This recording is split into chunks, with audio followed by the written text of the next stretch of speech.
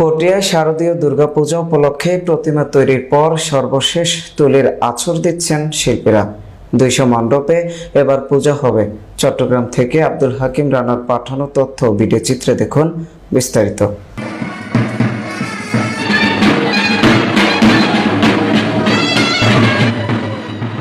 চট্টগ্রামের পটিয়ায় আসন্ন শারদীয় দুর্গাপূজা হবে এবার 200 মণ্ডপে। এই উপলক্ষে প্রতিমা তৈরির কাজ প্রায় শেষ। সর্বশেষ শিল্পীরা তাদের তৈরিকৃত প্রতিমায় সর্বশেষ তুলির আঁচড় দিচ্ছেন। সকালে পটিয়া রামকৃষ্ণ সেবাশ্রমে গিয়ে তাই চোখে পড়ল।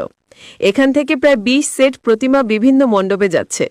শিল্পী খোকন পাল 71 বাংলা টেলিভিশনকে বলেন, 20 বছর ধরে প্রতিমা নির্মাণ করছেন বলে জানান।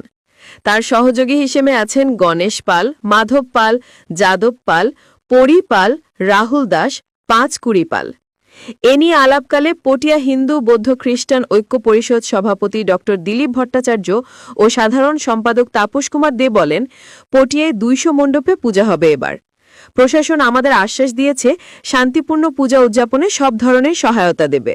তারা সুষ্ঠু সুন্দর পূজা উদযাপনে সকলের সহযোগিতা কামনা করেন।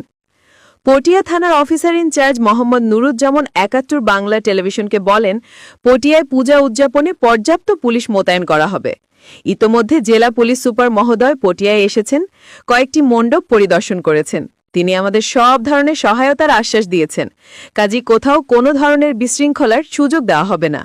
কেউ বিশৃঙ্খলা করার চেষ্টা করলে কঠোরভাবে আইনের আওতায় আনা হবে বলে তিনি জানান।